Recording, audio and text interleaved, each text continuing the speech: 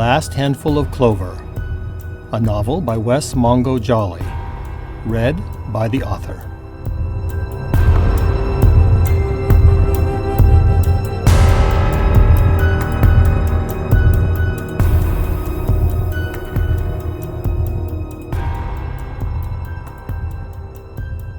Chapter 42, Big Bird. June 6, 3:15 p.m. Michelle checked her watch. It was after 3, but there was still plenty of time to get Keith and get to the funeral home, as long as Pill didn't linger with the hotline volunteers. For the past 2 years, Pill had been the volunteer coordinator at the Utah Youth Crisis Line, and he had an office in their call center up in Sugar House. As she waited at a stoplight on Foothill Drive, Michelle remembered that he had only landed the job because of Richard Pratt. As out of character as she thought it was for Keith's husband, Richard had once volunteered at the crisis line many years ago, and it was Richard that suggested Pill would make a good fit for the program. Pill had started as a volunteer, and although he had done great work as a counselor, Michelle knew he needed to be with someone physically in order to empathize and help them. Just talking on the phone could be frustrating, but working with the volunteers was another matter. So when the half-time volunteer coordinator position became available, Pill jumped at it. The volunteers were young, earnest, and desperate to be of use in the world. In his new role, Pill supervised their training and provided the listening ear they needed as they worked through the trauma of their first calls. The drug overdoses and the suicide attempts often took their toll on a volunteer, and so Pill's phone was likely to light up day or night, and he was far more likely to drive to the office to talk down a counselor after a tough call than to just work them through it on the phone. But that also often meant that getting out of the office when he promised could be a challenge. The big man surprised her this time. As she pulled up their yellow Chevy Tahoe in front of the office, he was looking out the window, waiting for her. "Hey, Meowie," she said as her husband lumbered through the door of the low office building. The door was good and wide, but Michelle saw he still turned his shoulders and ducked his head as he walked through. She had noticed years ago that he just made it a habit to perform that little dance move when going through a door, even when it wasn't necessary. It had probably saved him many a nasty crack on the head. As usual, the people on the sidewalk scattered as he appeared. A man Pill's size just suddenly lumbering onto a sidewalk was enough to startle anyone, and she could see them turn their heads to follow him with their eyes as he rushed over to the car. As he always did, Pill came around to her side of the vehicle first, gave her a big kiss through the window, and then hustled around to his side. They had bought a Subaru Forester when they first got married, but getting Pill in and out of a regular-sized car was both painful and hilarious. So, despite the ecological footprint, they'd switched to this big yellow Chevy Tahoe, which Keith promptly christened Big Bird. Richard and Keith had taken the old Subaru off their hands, and it was now parked in their garage. The Tahoe was a ridiculously large vehicle, and Michelle felt like a 10-year-old when she was driving it. But it was at least a vehicle that Pill could get in and out of without spraining something or damaging the vehicle. "How did it go today?" Pill asked, squeezing himself into the passenger seat. "Everything is fine, I guess," Michelle said with a sigh. "I have the groceries in the back. Not much, but enough to keep Keith afloat for a few days, if he really insists on being back in that house." She was sure her disapproval of that possibility was clear in her voice. Pill put a big paw on her shoulder and gave it a light squeeze as she maneuvered the big boat out of the parking lot. He often said it amazed him that a little lady like her could pilot their behemoth with such skill. "Do you have the papers for the funeral home?" Pill asked. "No, I left them with Keith. He went over them last night and said he'd bring them when we pick him up." Pill bit a fingernail on his right hand. And you're sure this is a good idea? She glanced over at him and playfully batted his hand out of his mouth. Chewing his fingernails always made him look about 12 years old. Stop that. It's a nasty habit. And I'm sure what is a good idea? Me. Going to the funeral home. Are you sure it wouldn't be better for Keith if you two just did it alone? Michelle wanted to swat the big man, for real this time, but the look in his eyes made her stop. She hadn't seen him look that uncertain, that vulnerable, in a very long time. She didn't realize he was this nervous about spending time with Keith again. Don't be silly. Of course it's a good idea. I think he's about over my company. He practically kicked me out of the house this morning so he could write in his journal. A new face is exactly what he needs.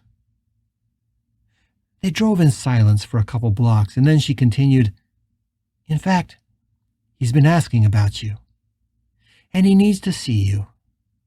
He's grateful for everything you've done, and he understands how much of your time that's taken the past few days.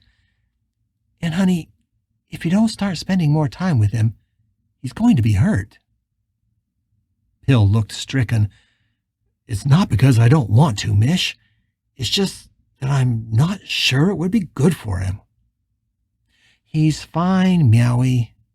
In fact, I'd venture to say he needs you more than he needs me right now. She paused, wondering if she should say the next part. And I think you know why. Pill didn't say anything, so as soon as they were stopped at a traffic light, Michelle decided it was best to just say it. She turned to face him. It's because he's in love with you, that's why. He has been since before he met Richard. There was a long pause, and the light turned green. I know that, Pill said, unconsciously biting his fingernail again. You and I have talked about it. But like we've also talked about, neither of us are sure that Keith knows it. Which is why I'm not sure I should be there. He's going to be very vulnerable for a while. I don't want to take a chance of hurting him more, or confusing him. He means a lot to me. I know that, babe. He means a lot to us both. But please, don't worry, and don't be self-conscious around him. We've known how he's felt for more than a decade. There isn't any reason for it to become a problem now. But it's just that he's so devastated. I don't want to take a chance of making that worse. She actually laughed, but it was a harsh laugh. Believe me, nothing could make it worse. Michelle realized as soon as she said it how cruel that sounded. Sorry, baby, I don't mean to be negative. He's doing better, really. I think he's going to be fine. But he needs us both right now. Neither of us should be afraid of showing him affection. He needs it. And, she thought, you need it too. You need to hold him and help him through this. Your heart is too big to just watch from the sidelines while he's suffering. Doing that would probably hurt you as much as Keith. She thought all this, but she only said, Keith is your family too. Pill held her hand, and she felt the tension that he was radiating begin to melt. You know that you're fucking amazing, right? So I keep telling you, she said with a giggle. I'm also amazing at it, if you know what I mean. He laughed. That you are, as you proved last night. They were nearing the avenues when Michelle remembered something she had wanted to talk to Pill about. So, when I was at the grocery store, I got a call. Can you guess from who? I have no idea. Detective Grayson. Again? I thought maybe she was done calling you. What does she want? Well, she said she just wanted to update me on the case, but it became pretty clear right away that she had something else on her mind. Oh, what? She sighed. Pill, do you think there's any chance that Richard was fucking that boy, Howard Gunderson, the one who shot him? She had thought that Pill would deny it immediately, but to her surprise, he stopped to think about it before answering. No, I don't think so. But there isn't much I would put past Richard. He was a strange guy. And we know he was attracted to younger men. Keith was only 20 when they met. Richard was more than twice his age. So could he have been screwing some unknown young guy? I wouldn't put it past him. Michelle sighed. Well, I told the detective I didn't think Richard was seeing anyone, and I think he would have told Keith if he was. And of course, Keith would have told me. They both had flings over the years, and I guarantee I've heard about them all. She could imagine Pill rolling his eyes. But I guess I'm just not sure. Gunderson probably would have been Richard's type. When Pill didn't respond, she added, It will devastate Keith if that ends up being the truth. Pill was silent. He didn't need to say he agreed with her. They both knew very well how honesty was the thing that mattered most to Keith in his relationship with Richard. It wouldn't have devastated Keith to find out his husband had slept with somebody else, but somebody that young, and then not being honest with him about it? Yes, that would devastate Keith. I don't think it's true.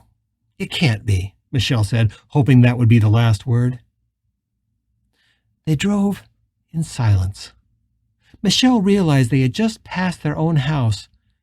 She was now driving along the same 2 blocks she ran the night Richard died.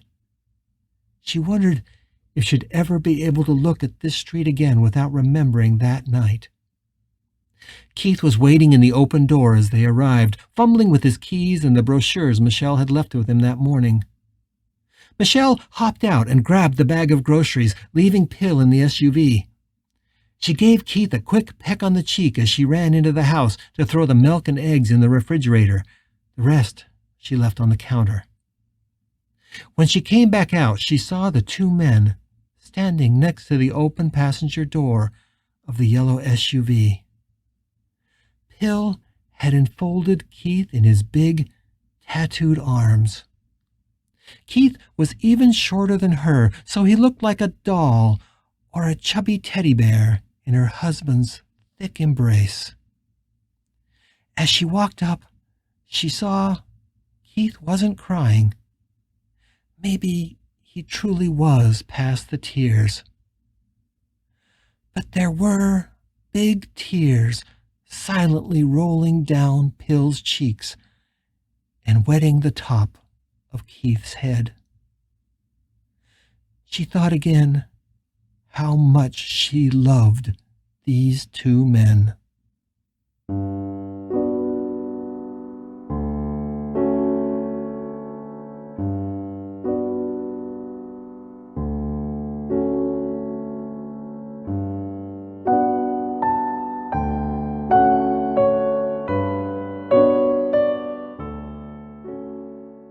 Pinned like a butterfly in these pages, blue lines peel from the sharp white edges to bind your wrists, your ankles.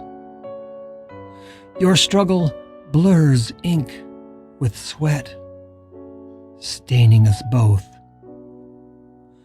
Holding you fast every morning, a silent meditation of paper and flesh. In the fading light of the day, I itch to crumple these tear-stained pages and scream. Instead, I draw new word portraits of your eyes, staring into them until your memory blinks. Lick my pen to keep the blood flowing. Feel your firm grip and the rhythm of your breath.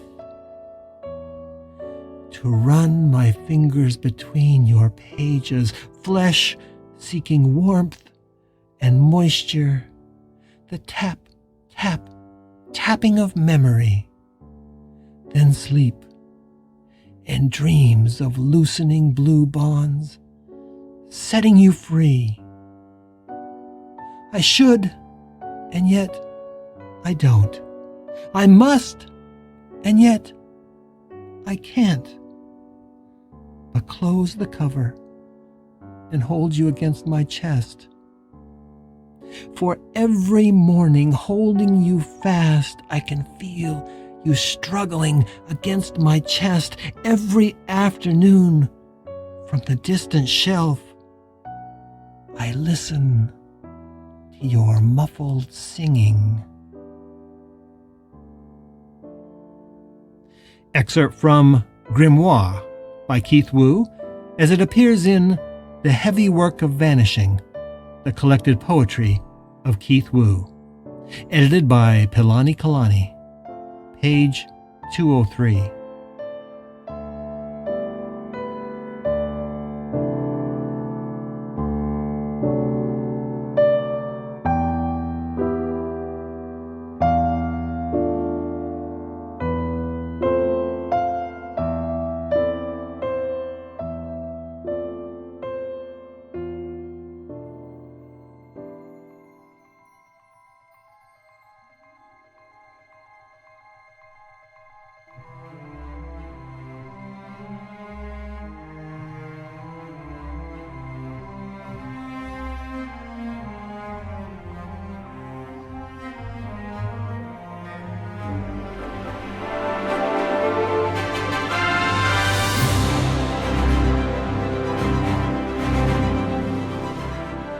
You're listening to The Last Handful of Clover, a novel by Wess Mongo Jolley.